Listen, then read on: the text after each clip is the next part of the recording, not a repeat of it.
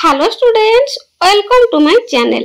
आज वीडियो रे तुम मानकर दशम श्रेणी संस्कृत बहिर युधिष्ठिर यक्ष संवाद अर्थात युधिष्ठिर और यक्षक कथोपकथन एई पदे भागटर प्रश्नोत्तर गुड़िक आलोचना करने। तुम मैंने मन रख तुम मानकर इंटरनल असेसमेंट 3 रे मध्य ए चैप्टर रु क्वेश्चन पढ़िबो। तो परीक्षा उपयोगी किछि important long question, short question एवं ग्रामर गुड़िक मध्य ए वीडियो रे कहिदेबी।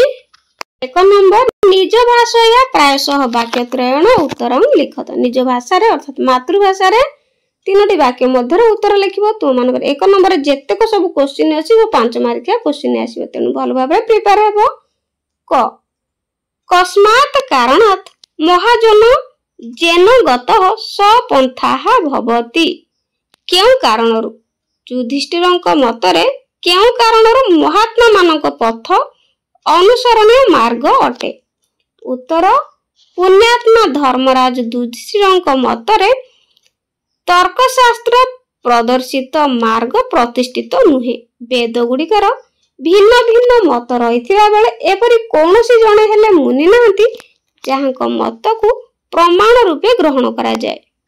धर्मर रहस्य शास्त्र ग्रंथ रूपक गुंफा मध्यरे रहिछि। एणु महत लोक जो मार्ग रे जीवन यात्रा करि जाइछन्ति ताहा ही प्रकृष्ट मार्ग।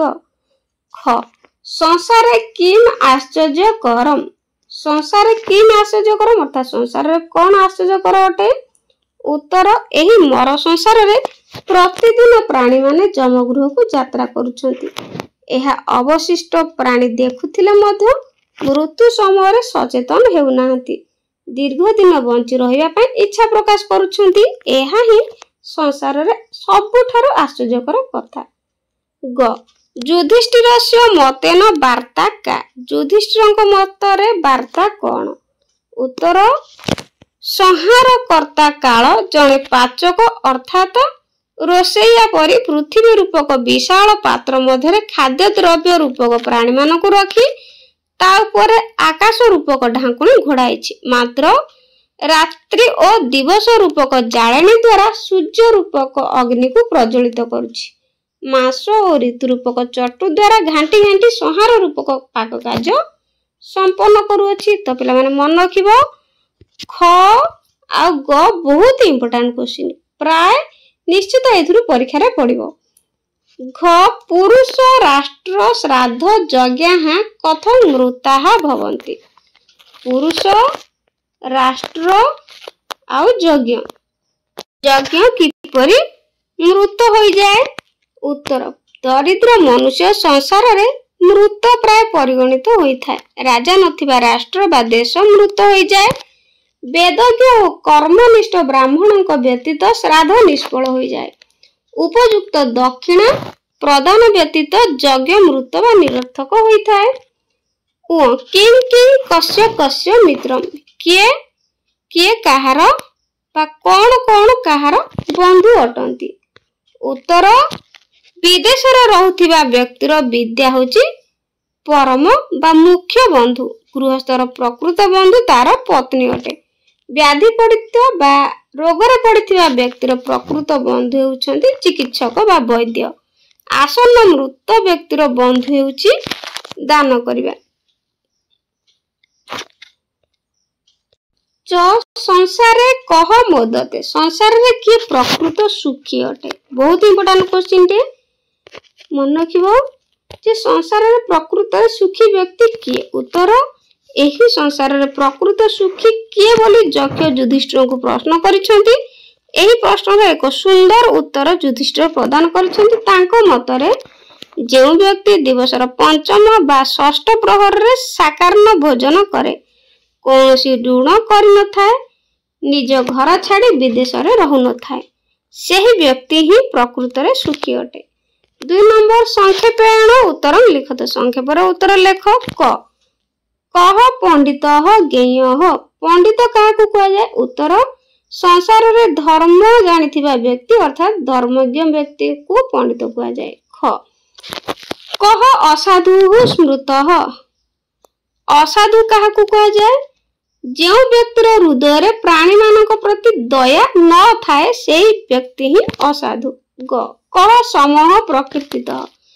इंपोर्टेंट क्वेश्चन टे कह समूह प्रकृतितः कह दमह एपरि दुईटी क्वेश्चन आसे तो मन रखिबो कह समूह प्रकृतितः शांति काहाकू कहा जाए उत्तर हृदय निर्मलता को शांति कहा जाए जहाँ प्रत्येक व्यक्तिर एकांत काम्य एवं विधेय।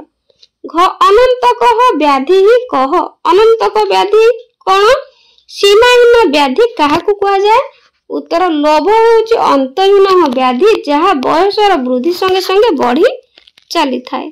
नास्तिक कह प्रकृति तो नास्तिक काहाकू कहा जाए इंपोर्टेंट क्वेश्चन ईश्वर अस्तित्व को विश्वास करू नथिबा व्यक्ति को मूर्ख बा नास्तिक कहा जाए। च तपस्या लक्षण कि प्रोक्तम तपस्यार लक्षण क्या कहा जाए उत्तर इंद्रिय मानक नियंत्रण करी निज धर्म बा कर्तव्य रे प्रवृत्त हेबा ही तपस्यार लक्षण। 6 आतुरस्य कि मित्रम रोगीर प्रकृत बंधु किए उत्तर रोग रे पीड़ित व्यक्तिर वैद्य ही परम बंधु अटंती। ज का री परिकीर्तिता री बहुत इंपोर्टेंट क्वेश्चन टे लज्जा का कहा जाए उत्तर निंदनीय कार्य निवृत्त हेबा को लज्जा कहा जाए। झ का परा दया प्रोक्ता का परा दया प्रोक्ता श्रेष्ठ दया काहाकू कहा जाए उत्तर समस्त प्राणी सुख कामना करबा ही दया अटे। निय कह मूर्ख उच्यते मूर्ख काहाकू कहा जाए उत्तर भगवान अस्तित्व को विश्वास करू नथिबा व्यक्ति मूर्ख पदवाच्य अटे। तो आजर्व किं उदाहृतम रखिबो क्वेश्चन टे सरलतार उदाहरण कौन आजर्व माने सरलता उत्तर समस्त प्रति समान मनोभाव पोषण करबा ही सरलता। ठ कह दमह प्रकृतितः दम काहाकू कहा जाए संयमता काहाकू कहा जाए मन रखिबो एकादश इंद्रिय मध्य श्रेष्ठ इंद्रिय मन को आयत्त करबा ही प्रकृत संयम। एठी सेपटे आगुरु डिस्कशन कले सम काहाकू कहा जाए एठी दम अर्थात संयमता काहाकू कहा जाए इंद्रिय गुडी को आयत्त करबा ही प्रकृत रे दम अटे। ड का परा क्षमा प्रोक्ता श्रेष्ठ क्षमा काहाकू कहा जाए उत्तर समस्त कटु कथा को सह्य करि नेबा को क्षमा कहा जाए।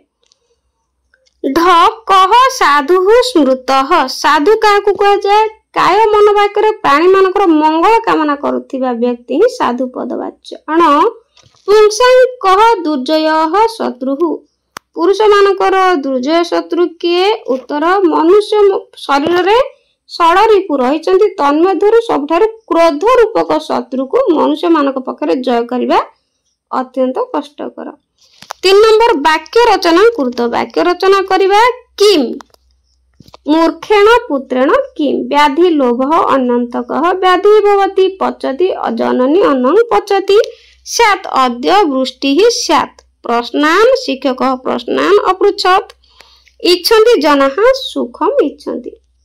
4 नंबर संधि कुरुत अर्थात विच्छेद देइछि संधि करिबा रात्रि द्रव्ययुक्त इंधनेन रात्रि दिवेन्धनेन प्रयुक्तता प्रोक्ता कहयुक्त च कश्च न युक्त एक नैकः बहुत इंपोर्टेंट व्याधि अनंतकः व्याधि अनंतकः सुखः ऐसित्वं सुख ऐसित्वं सुखेसित्वं दुःयुक्त जयः दुर्जयः।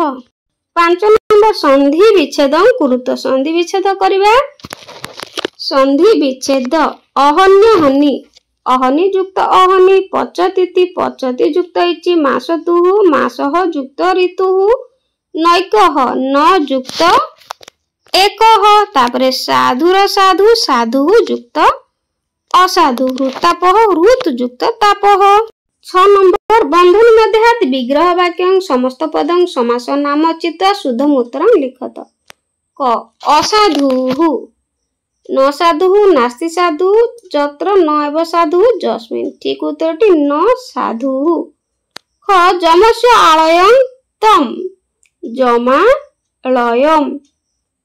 ग धर्मज्ञः मन रखिबो षष्ठी तत्पुरुष। घ हृतापः बहुत इंपोर्टेंट क्वेश्चन टे हृदः तापः मन रखिबो तापर महान चाषो जन चेति लिखिबो एकपदीकरण मध्य पड़े महाजन। तापर अनुणी अनुणी अछि तेणु न ऋणी अनुणी नई तत्पुरुष बा नच तत्पुरुष। 7 नंबर बंधनी मध्यात शुद्धं प्रकृति गतं प्रत्ययगतं बा उत्तरं लिखत।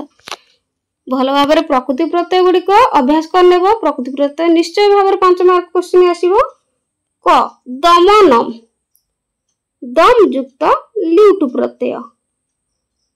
उदाहृतम उ युक्त आ युक्त रु एठी सेकंड ऑप्शन ता हबो रु युक्त त।